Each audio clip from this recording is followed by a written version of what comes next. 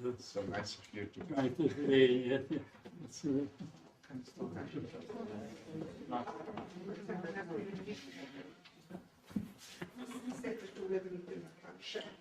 Ja, hjärtligt välkomna till teosofiska samfundet. Idag har vi professor Krishna från Indien som ska hålla 4 olika föredrag. Idag det första i Delhi, Ahilya universitet i Indien. Och han har också varit professor i Benares Hindu-universitet. Och det här är inte första gången han besöker oss. Han har varit här 93 och sen 96.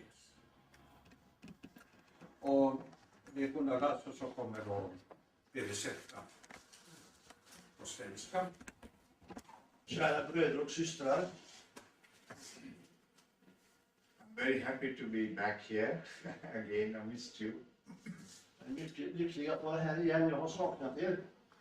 And I'm grateful to the Theosophical Society for inviting me to conduct this seminar over the weekend. Jag är tacksam för teosofiska samfällets inbjudan att vara här och leda det här seminariet under veckohelgen. I've chosen to speak about relationships. Jag har valt att tala om relationer. Because all our life is ultimately based on relationship.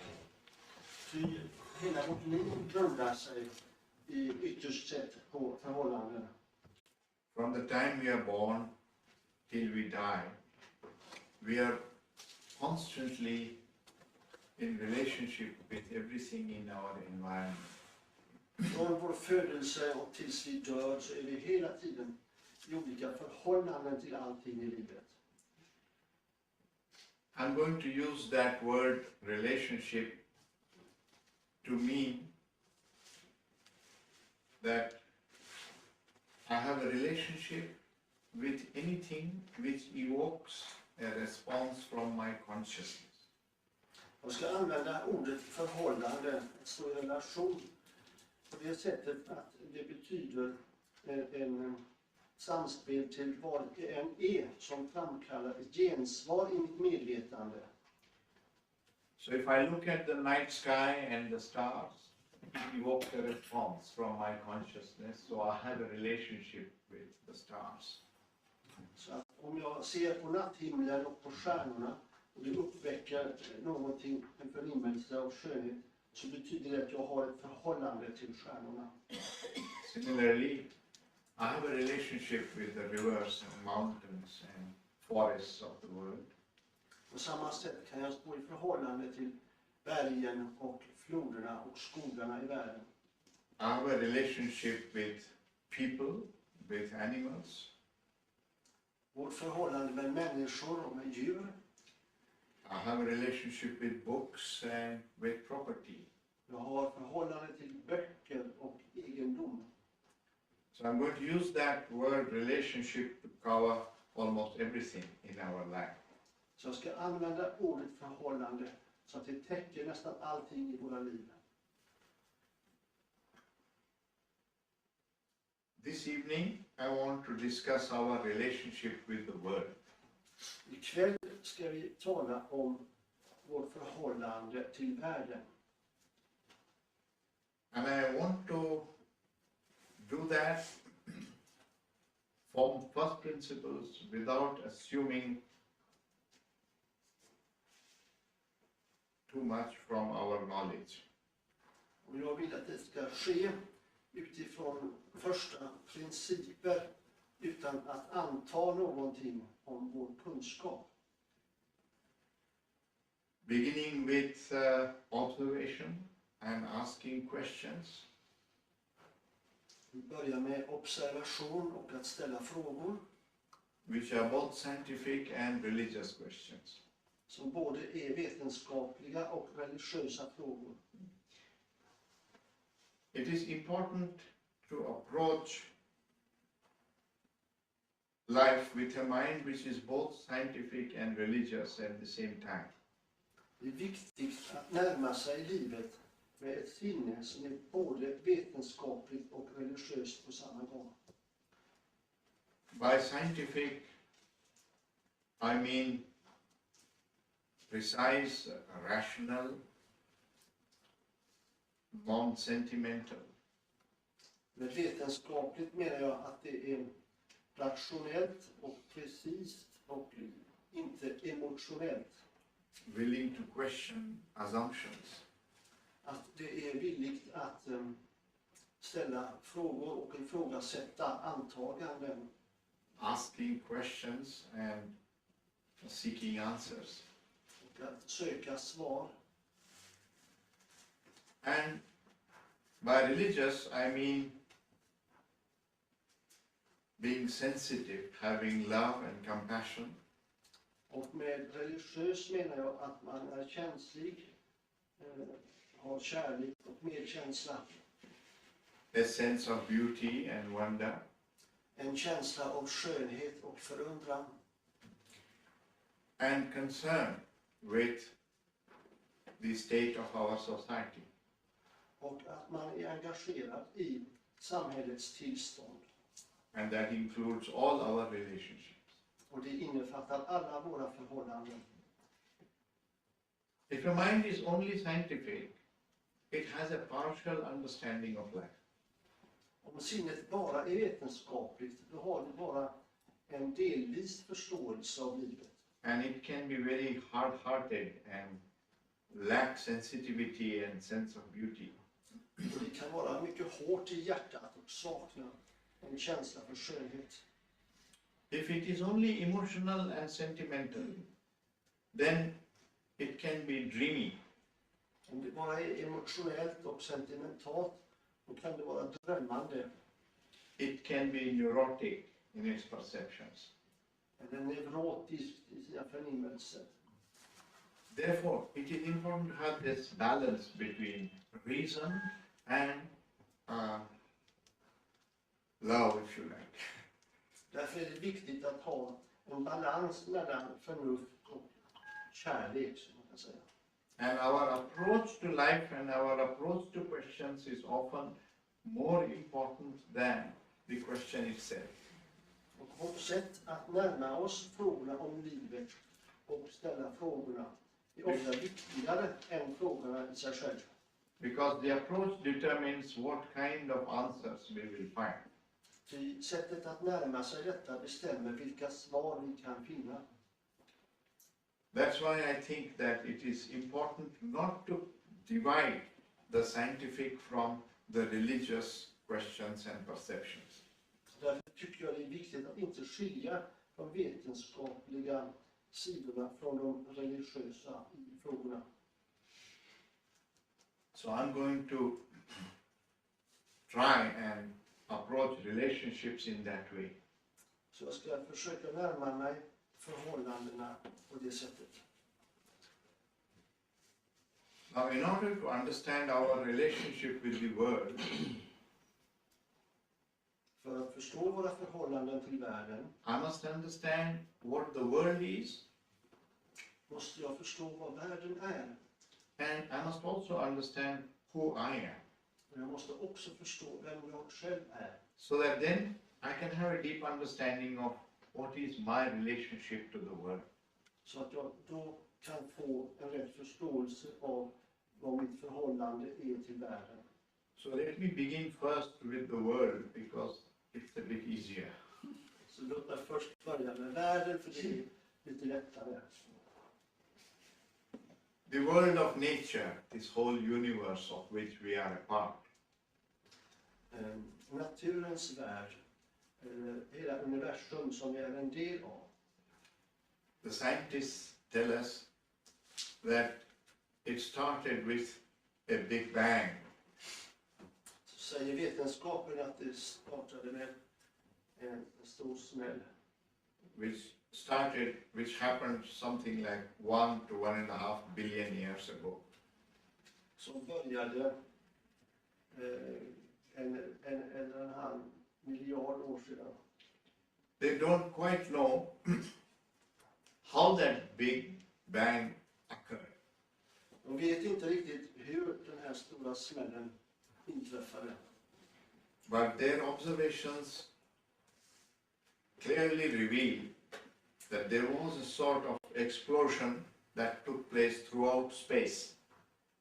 Men observationerna visar ändå tydligt att det var en sån här explosion som sträckte sig över hela universum. And that if they assume that, then they are able to explain most of the observed facts about the development of the universe. Om man utgår från detta antagandet, då verkar det att kunna inom den ramen förklara nästan allt annat i universum. And scientifically we know that energy is neither created nor destroyed. Och vetenskapligt vet vi att energi varken är skapat eller kan förstöras. Therefore, energy has always existed. Och därför har energi alltid existerat. And matter is also a form of energy. Materia är också en form av energi. So what the scientists tell us is that at the time of the Big Bang there was only energy and radiation. Vad vetenskapen säger oss är att vid den stora smällen där fanns bara energi. And all matter formed subsequently as this energy expanded. Så att all materia bildas sekventiellt när den här energin expanderar. And that all this phenomenon and the subsequent development of the universe is governed by certain laws. Och denna expansion och universums följande utveckling styrs av vissa lagar. And the scientists have been able to determine most of those laws. Och vetenskapsmännen har lyckats bestämma de flesta av de här lagarna. And so they are able to predict the different stages of the development of the universe. Och man kan därför förutsäga vad som är de olika tillstånden i universums utveckling. So they know, for example, that the matter that formed first were simple atoms like hydrogen and helium. Man vet då till exempel att den materia som först bildades var enkla former av kväve och helium. And that stars formed by the aggregation of hydrogen and helium. Och att stjärnor bildades av former av hydrogen, väte och helium. And that's why even today we see that in all the stars, the light that comes to us is the light that would be emitted by hydrogen and helium. Och vi kan då se att allt ljus som kommer till oss från stjärnorna är ljus som uppstått ur kväve och helium. The only information we get about the stars is from the light which comes to us. Den enda information vi får om stjärnorna är genom ljuset som kommer till oss. But because the laws of science don't change with time and don't change in space, Men eftersom de vetenskapliga lagarna inte förändras med tid eller rum, therefore we are able to look at the light emitted by the hydrogen and helium atoms in the laboratory. därför kan vi undersöka ljuset i relation till väte och helium i laboratorier. And because we receive the same light from the stars, we know the composition of the stars.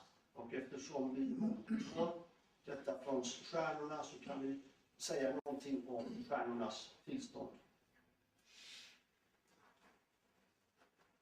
The higher elements like nitrogen, oxygen, carbon and so on, which go to constitute our body, De högre elementen som består av kväve, syre och så vidare, och som bildar vår kropp, resulted later on from the fusion of hydrogen and helium atoms.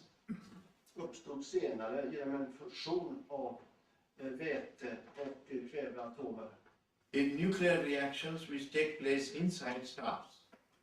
i kärnreaktioner som äger rum inne i stjärnorna. So all the higher elements have resulted from hydrogen and helium being cooked inside stars. Så all senare materieformer har uppstått ur reaktioner med väte och helium inne i stjärnor.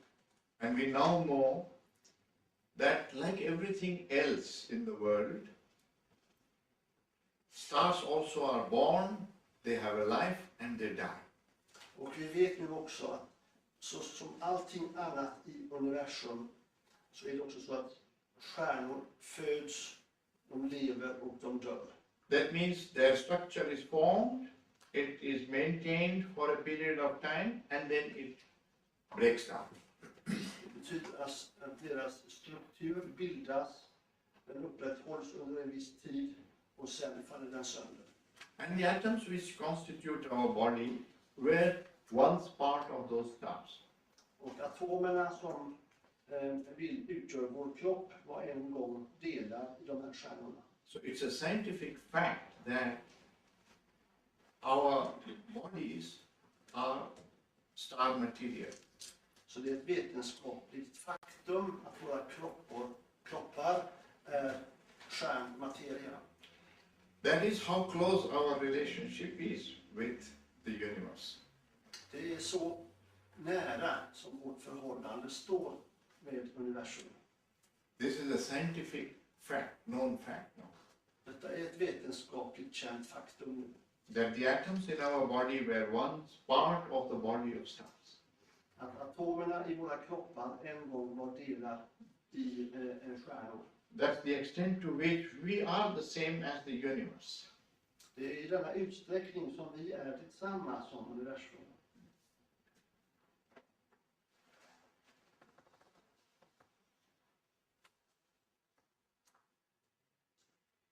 Because we know the laws and because nature is very orderly, På grund av att vi känner till lagarna och på grund av att naturen är mycket ordningsfull. and that means that everything follows a certain pattern of cause and effect. Så betyder det att allting följer vissa mönster av orsak och verkan. Therefore, scientists have been able to evolve a theory for the development of the universe. Därför har vetenskapsmännen lyckats utveckla en teori om universums utveckling. And they have more or less a complete picture of what happened at what period of time. Och man har mer eller mindre en fullständig bild av vad som händer under vissa perioder av tid. How the galaxies formed, why they are moving away from each other, Varför galaxer bildas och varför de skiljer sig från varandra.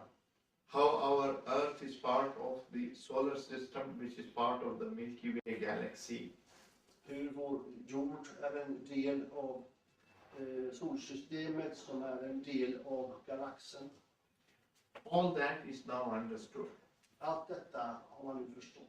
and is reasonably certain because their theories have predicted many new facts which have been verified. Och man är ganska säker på allt detta därför att teorierna har lyckats förutsäga händelser som sedan har blivit bekräftade. But there are two major gaps in our scientific understanding of nature. Men det finns två stora gap i vetenskaplig förståelse av naturen. One is that scientists don't yet know how life originated. Det ena är att vetenskapen ännu inte vet hur liv uppstod. Because no scientist has been able to create life out of non-living chemical elements. Så ingen vetenskapsman har lyckats skapa liv ur icke-levande element. They can produce in the laboratory a material that is indistinguishable from protoplasm. Man kan i laboratorier framställa materia som inte kan skiljas från protoplasma. because they can analyze the protoplasm in animal and plant cells. Man kan undersöka protoplasma i djur och i växtceller Find out its composition of atoms, och upptäcka dess sammansättning av atomer and create it artificially in the laboratory. och framställa det konstgjort sätt i laboratorier. But what they get is dead protoplasm. It doesn't have life. Men vad man då erhåller är död protoplasma, det har inte liv. So that still raises the question whether life is a property of matter and which results from a certain configuration of atoms. Och frågan uppstår då om liv är en materiell fenomen som består av uppkommer genom vissa relationer mellan atomer. And they don't know. Och det vet man inte. That's the same thing like asking if in a thought experiment one could put together all the atoms which are there in my body at present. Det är som om man i ett tankeexperiment skulle kunna sammansätta alla atomer som finns i min varelse. Synthetically in a laboratory, starting with chemicals. Alltså på ett syntetiskt sätt i ett laboratorium där man utgår från atomer. It's not possible yet to do that, but imagine that one did that. Det är ännu inte möjligt att göra det, men tänk er att man skulle kunna göra det. The question is, will you get the dead body of Krishna or you will get this living person who is sitting in front of you? Frågan är om du får en död kropp som är Krishna eller du får en levande Krishna som sitter framför dig. And the scientist says, I don't know. Och vetenskapen säger, det vet vi inte. But we know intuitively that you will get only the dead body. Men intuitivt vet vi att man får bara den döda kroppen. So that's the same question as asking, is this living person just the atoms which were once part of the stars? Så frågan uppstår alltså, är den här levande kroppen bara atomerna som en gång var delade i en stjärna? Or is there something else called the soul or the consciousness, Eller finns det någonting annat som kallas själen eller medvetande? which is necessary, which gives life to these atoms? Som är nödvändigt och som ger liv åt atomerna. So that's a very big gap in this understanding of scientists.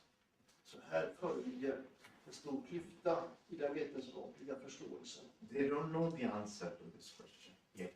Man vet ännu inte svaret på den här frågan. They are trying to find it out through various approaches. Man försöker upptäcka detta på olika sätt.